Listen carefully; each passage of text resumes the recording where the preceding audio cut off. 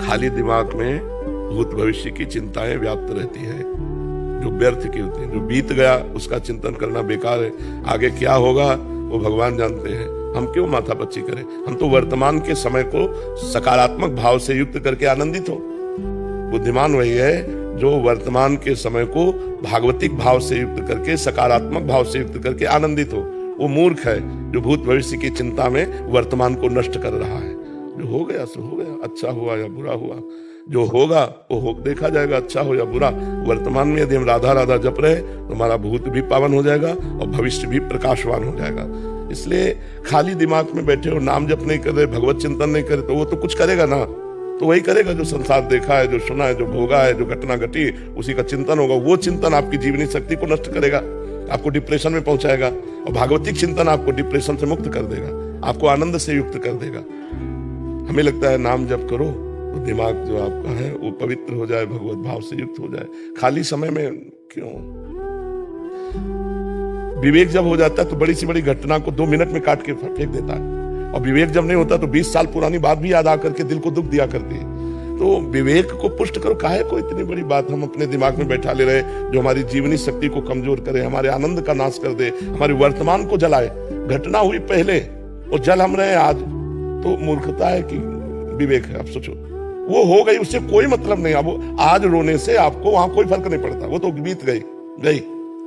अब वर्तमान के इस सेकंड को आप पावन क्यों नहीं बना लेते?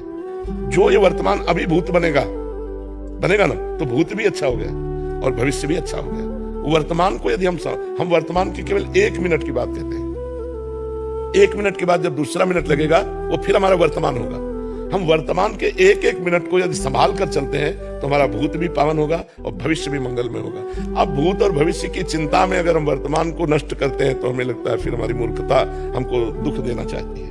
हमें इस मूर्खता को दूर करना चाहिए। कल क्या होगा? वही होगा जो मंगल भवन ने रच रखा है।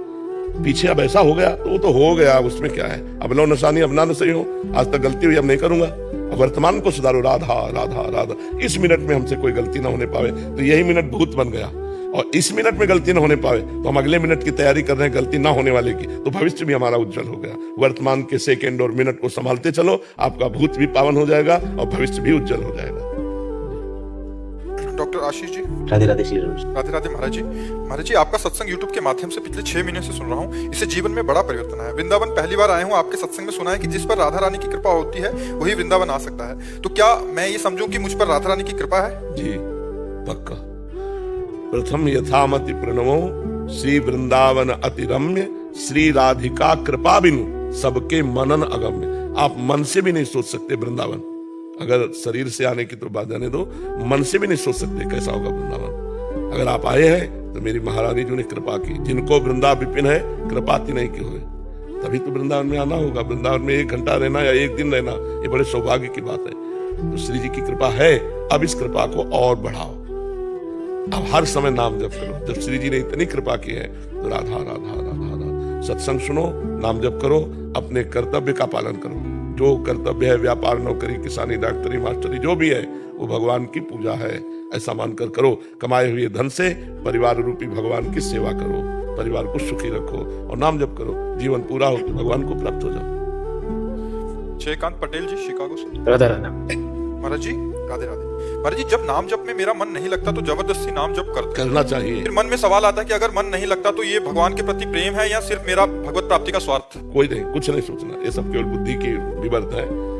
हम जहर आपको श्रद्धा से खवावे तो मरोगे ना, या आप श्रद्धा से खा लो मरोगे, अश्रद्धा से खा लो या हम छल से खवा दें, उसका प्रभाव कहां जाएगा? हमारे श्रद्धा, अश्रद्धा, छुपाओ, प्रगट, गुस्सा, कैसे भी जहर खाओ, उसका प्रभाव हटेगा क्या? नहीं हटेगा। वो मारण शक्ति रखता है, वो मारेगा। ऐसे ही नाम में तारण शक्ति है, मंगल शक्ति है, आनंद शक्ति है, सब सुख शक्ति है। तो भाव कुभाव अनख आलस हो, नाम जपत मंगल दिसरस हो। हमें किसी न किसी तरह से नाम से जुड़े रहना है। हमारा मन कहे कि तू स्वार्थी है, बढ़िया है, तू परमार्थी बढ़िया है, तेरे सपोर्ट से नहीं। मैंने नियम लिया है कि मुझे नाम जप करना है, आनंद मिले ना मिले, मन लगे ना लगे, श्रद्धा बने ना बने। भाव कुभाव अनख आलसहु, नाम जपत मंगल दिसरसहु। दसों दिशाओं में कहीं भी चले जाओगे मंगल होगा। राम कृष्ण हरि, जो नाम प्रिय लगे भगवान का खूब नाम जपते रहो, ठीक है। ये मन की बात है। मन बहुत बदमाश है, वो तो गंदी बातों में ले जाना चाहता है। हाँ प्रभु, ये रकम मेरी बहुत भयंकर दुर्गति हो रही, 2 साल अंतर बाहर भी चल रहा हूँ, बाहर से भी प्रतिकूल, अंदर से भी प्रतिकूल। क्यों, कारण क्या है? पहले आपके यहाँ से सत्संग मिले आए थे 20 जून को एकांतिक में, तब मैंने ये सब बंद कर दिया था 1 साल से, मतलब 2 सालों में कोई भी पाप आचरण गलत तो नहीं किया। फिर भी अंदर से बहुत भयंकर दुर्गति हुई, रात को नींद नहीं आती, फिर भी मैं गलत तो नहीं कर रहा हूँ, बिल्कुल नाम भी जप कर रहा हूँ 4 बजे। देखो, जब तक नाम जप के द्वारा पाप भस्म नहीं होते, तब तक ये स्थिति नरक जाके भोगनी पड़ती कल्पों। अगर यहाँ 1-2 साल में नाम जप और बढ़ाओ और ये भस्म हो जाता है तो रो पड़ोगे आनंद में नाचने लगोगे। अपने द्वारा किया हुआ पाप, अगर जो हमको नरकों में कल्पों भोगना था, अगर हम मनुष्य जीवन में 1-2 साल में जल करके उसे पार कर जाते तो बहुत अच्छी बात है ना। ये जलन ऐसी भगवान नहीं देते जो सह ना सके, भगवान उतनी ही जलन देते जितनी सह सको। तो आप राधा राधा जपो और धैर्य पूर्वक सहते रहो। जिस दिन पाप नष्ट हो जाएगा उसी दिन देखना हृदय शीतल हो जाएगा, मन प्रसन्न हो जाएगा। बाहर से क्या जल रहे हो? बाहर से जैसे प्रतिकूलता में पिताजी, अंदर की अगर ठीक हो जाए तो बाहर की प्रतिकूलता से क्या परेशानी है? बाहर जैसे माहौल है पूरा खराब है, पूरा माहौल है खराब है, और पिताजी शराब पीते हैं और हम तुमने बंद कर दिया पहले का पुराना अभ्यास। हमारी बात सुनो बच्चा, लंका में विभीषण जी ने भक्ति कर ली, तुम्हारे यहाँ लंका से ज्यादा विरोधी भाव थोड़ी है। लंका निश्चर निकर निवासा, यहाँ कहाँ सज्जन कर निवासा। निकल जाओ बच्चा, तुम बहुत अच्छे आदमी हो, जो गलती हो गई हो जाने दो, अब आगे मत करना। अंदर जो जलन हो रही उसको सह जाओ, बाहर जो प्रतिकूलता मिलती है वो भगवान की कृपा से मिल रही, आगे चलकर आप आनंदित हो जाओगे। जी वहीं रह के प्रतिकूलता, और क्या भागना थोड़ी, भागोगे तो जहाँ जाओगे वही प्रतिकूलता मिल जाएगी। जी आपने बोला निकल जाओ बच्चा, तो निकल जाने का मतलब उस प्रतिकूलता के दुख से निकल जाओगे। जाना कहाँ है? हम कहते हैं कहीं भी जाओ सब जगह माया है, कहाँ जाओगे? गुफा माया नहीं है क्या? कहीं भाग के जाओ, सब जगह माया है। और अगर भजन करो तो सब जगह भगवान है। जब सब जगह है तो वहां भी है, सब में है तो पिताजी में भी है। चिंता क्या करनी? अरे अभी तुम समझे नहीं, अभी नादान पने में लड़ रहे हो। वहीं रावण की सभा में बैठते थे विभीषण, लंका में ही रहते थे और राम का डंका बजाए थे अपने हृदय में।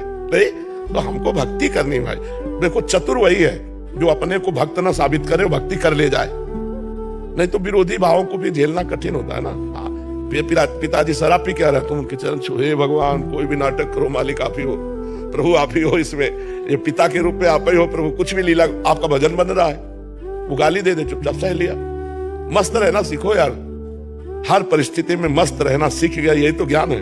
और क्या ज्ञान है? दूसरे को उपदेश देने से केवल थोड़ी, दुख सुख में, लाभ हानि में मान अपमान। राधा राधा राधा, जय हो प्रभु आपकी जय हो। हर कदम हम प्रभु की तरफ बढ़ते जा रहे, जय हो। क्या हानि है? ठीक है, कुछ शीतलता पड़ी कि नहीं पड़ी? कुछ छींटे पड़े ठंडे के नहीं पड़े? महाराज जी, हम पिताजी के पैर भी छीते, आपने बोला ना, जब से भले गाली देते तब भी छीते। बिल्कुल वो आनंदित रहो, ज्यादा दुखी मत हो यार, मौज में रहना सीखो। नरकों का कांड सुना जब से, बहुत भय लगता है पाप आचरण का। नरकों का वर्णन सुन लिया जो नरकों की चर्चा सुनी तो भय लगता है कि पापाचरण ना हो बिल्कुल भी। हाँ, ये तो बहुत बढ़िया बात है यार। फिर भी थोड़ा एक दूसरा बुराई कर देता, फिर भी हो ही जाता है थोड़ा। नहीं, थोड़ा बहुत बचा लो, तुम चिंता मत करो, नरक नहीं जाओगे। राधा नाम जपने वाला नरक नहीं जाता। जलना नहीं, आज से आनंदित रहो, मस्त रहो एकदम। अमन जी जम्मू से, जय श्री हरिवंश। श्री हरिवंश महाराज जी, आपके चरणों में राधे राधे। महाराज जी, आपकी सत्संग की कृपा से इतना तो समझ आ रहा है कि जब कोई एक इंसान के साथ दूसरा इंसान बुरा करता है तो समझ आता है कि पहले वाले ही हमने बुरे कर्म किए होंगे उसकी वजह से, बट फिर ये भी आता है कि वो तो नया पाप कर रहा है। नहीं, आपको कैसे पता? आप कैसे कह सकते हैं? मतलब एक आदमी आया, हम मंदिर में दर्शन कर रहे थे, हमारे ही धक्का मारा, हमारे आगे खड़ा हुआ, गए धक्का क्यों मारा?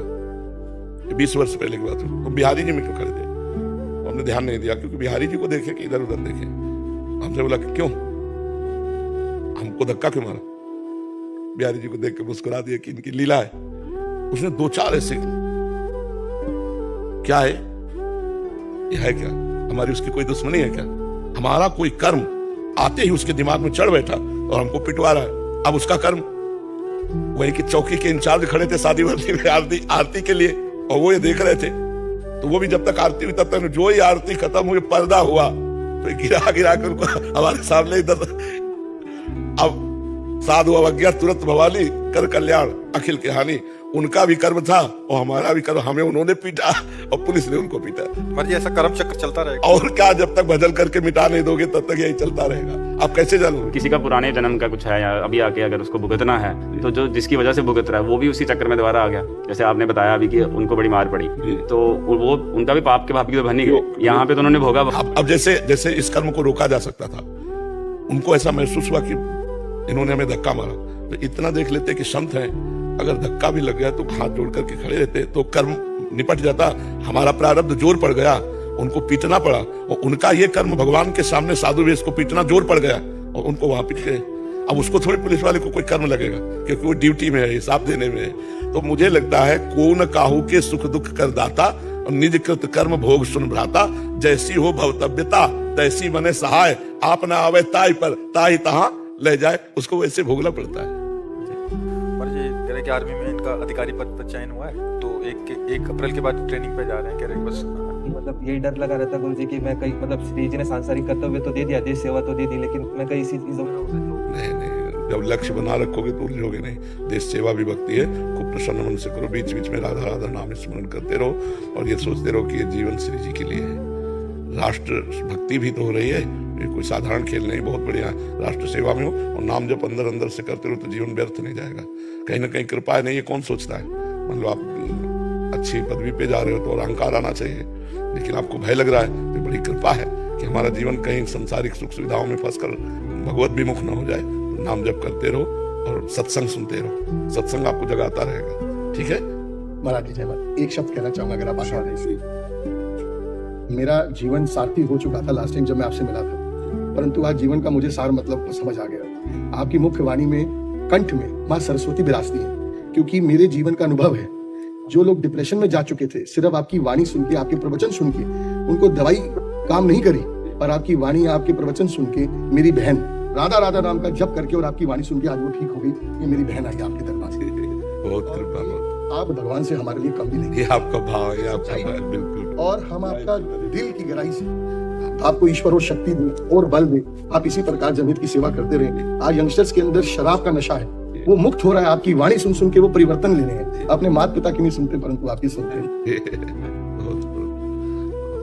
बहुत सुंदर, हमें अच्छा लगा सुन करके कि आप श्री जी के नाम के बल से सुखपूर्वक है। आपको बाबा जी कहे क्या बड़े बूढ़े को आशीर्वाद बनो रहे मरवे के बाद, जब निकल ठाकुर जी के पास चले जाएं, क्योंकि ये शरीर तो जो है ये तो रागे जाएगा, जीव आत्मा से मिल जाएगा, ऊपर परमात्मा से मिल जाएगा। बाबा वो जीव फिर नया जन्म ले ले कर्म के अनुसार। कर्म तो बाबा आशीर्वाद कैसे बनो रहे? भगवान का, क्योंकि भगवान सब में बैठे हैं ना। जब आप झुक के प्रणाम करते हो तो भगवान को प्रणाम करते हो। वो जीव तो चला जाएगा, उसको ज्ञान भी नहीं है कि हमारा कोई है, लेकिन वो भगवान जो त्रिकालज्ञ है, जो सर्वत्र है, वो आपको आशीर्वाद देता रहेगा, क्योंकि सब में भगवान विराजमान है। समझ रहे ना? महाराज जी, पहली बार से मैं आपसे निवेदन करना चाहता हूँ, माता पिता तरीके की शादी करने की कह रहे हैं, देखो मेरा मन है नहीं, स्त्रियों के प्रति नहीं, पुरुषों के प्रति। अच्छा, तो ये बात अपने माता पिता को बता दें। क्यों नहीं पता नहीं। इसमें क्या होगा बच्चा, किसी की लड़की के साथ खिलवाड़ क्यों करोगे, है ना? मुझे लगता है कि तुम्हें माता पिता से अपनी बात बता देनी चाहिए। मानेंगे नहीं। कैसे नहीं मानेंगे? जब तुम्हारा लड़कियों के प्रति आकर्षण नहीं, लड़कों के प्रति, उन्हें बता देना चाहिए कि व्यर्थ में किसी लड़की से ब्याह मत करो, उसका जीवन बर्बाद मत करो। बहुत अच्छे बच्चे हो जो तुमने हमको ये बात बता दी। अपने माता पिता को बताओ, बिल्कुल ब्याह मत करना, भूल के मत करना। जब स्त्री में राग नहीं है और पुरुषों में राग है, आप गलत का आचरण करोगे और किसी के जीवन बर्बाद कर दोगे, ऐसा नहीं। ठीक है? अभी पीछे वाले बैच में एक लड़का आया, उसने कहा हमारे मम्मी पापा हमारी शादी करते हैं, लड़कियों से आकर्षण है नहीं, लड़कों से आकर्षण है। एक लड़की आई थी पीछे, उसने कहा हमारा ब्याह हमारे माता पिता ने खूब धन लगा के किया, हमें ऐसा लड़का मिला जो लड़का ही नहीं है। तो हम ऐसे भाईजनों से हाथ जोड़कर प्रार्थना करते हैं कि जिनको इस तरह की अंदर वृत्ति भगवान ने दी है, वो कभी किसी लड़की के जीवन में धोखेबाजी न करें। आप अपने मम्मी पापा से अपनी बात पूरी शेयर कर दो। आप ब्याह बिल्कुल मत करो, उसको घर में बैठाल कर उसकी जिंदगी नर्क मत बनाओ। वो किसी की बिटिया है, वो आई है, तुम उसके योग्य नहीं हो तो पहले बोल दो अपने माता पिता वो। पहले शर्म लगती माता पिता से बोलने में, दूसरे की जिंदगी खराब करने में तुम्हें शर्म नहीं लगती? मान लो आपको लड़की पसंद नहीं है, आप लड़के पसंद करते हो, तो आप अपने माता पिता से कहो। अब वो तो लड़का समझ के ब्याह कर रहे हो, वो लड़की क्या बताएगी? उसके जीवन को क्यों नष्ट करो? तो हम इस माध्यम से सबको प्रार्थना करते हैं कि हमको भगवान ने जो वृत्ति दी है वो बताना कोई इज्जत की बात में धब्बा नहीं लगने वाला। भगवान ने हमें बनाया है तो अपने माता पिता को बोल देना चाहिए कि लड़कों की तरफ आकर्षण है, लड़की की तरफ बिल्कुल नहीं, इसलिए ब्याह नहीं होना चाहिए। तो आप कम से कम किसी की जिंदगी के साथ तो खिलवाड़ नहीं करोगे। तो अब बोलो वो क्या करे, उसका क्या दोष, उसका तो जीवन बर्बाद कर दिया आपने ब्याह करके। तो पहले बता दे, जो ऐसे भाईजन हैं कोई गलत बात नहीं है। क्या भगवान ने तुम्हारी रचना तुम्हारे स्वभाव की है, तुम अपने स्वभाव की बात कह सकते हो कि हमारे स्वभाव में स्त्री प्रियता नहीं है, तो किसी की जिंदगी के साथ खिलवाड़ नहीं होगा। मान लो जैसा हमारे कर्म के अनुसार भगवान ने बनाया, तुम अपनी बात तो रख सकते हैं ना, समाज है। अब उसको छुपा लिया आपने अपनी बात को, ब्याह करके घर में बैठा लिया, उससे बात करते नहीं हो तुम दूसरों, फिर उसका क्या होगा, वो लड़की क्या करेगी, उसका जीवन क्या होगा। इसलिए हम इस माध्यम से सबसे प्रार्थना करते हैं, डरो मत। माता पिता को भी सपोर्ट करना चाहिए। हाँ, सपोर्ट करना चाहिए। अपने माता पिता को खुल के बताओ, और माता पिता से प्रार्थना है कि आप उस बच्चे को समझने की चेष्टा करें। उसके स्वभाव की रचना इसी माया के द्वारा हुई है। वो मतलब ऐसा नहीं कि वो डांटने लायक हो या डांट डपट के आप उसके स्वभाव को बदल सकते हो, नहीं, एक दूसरे को ताकत बनाइए। हाँ बिल्कुल ऐसा होना चाहिए। एक दूसरे को सपोर्ट करके चलो तो अच्छा रहेगा। तो उसमें छुपाव नहीं रखना। जैसे वो लड़के ने कहा मैं बता नहीं सकता अपने माता पिता को, तो हम माता पिता को अपनी बात नहीं बता सकते और दूसरे की लड़की की जीवन बर्बाद कर दोगे ब्याह करके, अपनी बात रखने के लिए दूसरे की जिंदगी बर्बाद कर दोगे। तो ये हम प्रार्थना करना चाहते हैं सबसे, जिससे हमारे भाई लोग जो है हमारी बात को समझें। आप इसको अपने माता पिता से शेयर करें और कभी ब्याह ना करें, जिससे किसी भी स्त्री के जीवन में आप दुख बन करके ना जाए। महाराज जी, वो भी अपने अंदर की वृत्तियों को कैसे संभाले? हमें तो लगता है कि भगवान का भजन ही संभाल सकता है, नहीं तो बहुत कठिन है, बहुत कठिन है। नाम जप करो और भगवान की भक्ति, अगर संभाल सके तो सबसे बड़ी विजय एक हो गई कि मतलब माता बहनों की तरफ आकर्षण नहीं और पुरुषों से भाव न रखे तो आगे निकल गया भजनानंदी महात्मा। फिर क्या हो गया, जब हमको हितधाम में प्रश्न आया था एक, तो हम इन लोगों ने पूछा था क्या होता है, क्योंकि हमने शास्त्र में नहीं पढ़ा, हमने कभी स्कूल में नहीं सुना। ये तो अभी मतलब ज्यादातर प्रकाशित हुआ है, नहीं तो पहले प्रकाशित नहीं। स्त्री स्त्री से मोहित हो रही है, पुरुष पुरुष से मोहित हो रहा है। अगर रुचि विधाता ने दे दी है तो फिर उसी रुचि से जीव जीता है। भगवान कलयुग भगवान कुछ नई रीतियां चला दी हैं जो हमारी समझ में नहीं आती, पर हमें लगता है कि ऐसी बहनें ऐसे भाई अपने परिवार को व्यक्त कर दें। नहीं, आपको पुरुष प्रिय नहीं है, आप ब्याह करके गई, उसके साथ नफरत का व्यवहार करेंगी, बहुत गलत हो जाएगा। आपको स्त्री प्रिय नहीं है, आप उसके साथ नफरत का व्यवहार करेंगे, बहुत गलत हो जाएगा। जैसा विधाता ने रचा हो, पर विपरीत संबंध रच करके आप दूसरे को मतलब दुख ना दें, ये हमारी प्रार्थना है। श्रीमती निहारिका शर्मा जी, कानपुर से। राधे राधे महाराज जी। महाराज जी, सब कहते हैं माया त्याग दो, परंतु महामाया की माया से तो जग चल रहा है, इसका सार क्या है महाराज जी? माया त्याग दो, कौन त्याग दे माया? सांसारिक चीजों के प्रति, संबंधों के प्रति। देखो, अगर हम माया समझे तो माया है, भगवान समझे तो भगवान है, और प्रसाद समझे तो प्रसाद है। हम कह रहे निगेटिव जाओ क्यों, पॉजिटिव आओ ना। हमें रबड़ी अच्छी लगती है, हम भगवान को भोग लगा दिए और 2-4 को बांट दिए, पा ली। अब हमने रबड़ी नहीं पाया, हमने प्रसाद पाया। हमें पति प्रिय लग रहा है, हम पति को भगवान का स्वरूप मान लेते हैं। मेरे भगवान पति के रूप में आए, खूब प्यार करो, कोई मानने वाला नहीं। पुत्र है मेरे गोपाल जी ठाकुर जी इस रूप में आए, कोई परेशानी नहीं। हम जब भगवान से विमुख होते हैं तो माया शब्द होता है, और भगवान के सन्मुख होते हैं तो सब माया हमारी माँ के समान हित करने वाली है। देखो, घड़ी माया है, टेबल माया है, माइक माया है, ये मुंह माया है, ये आवाज माया है, लेकिन यही आवाज माया से मुक्त कर देगी।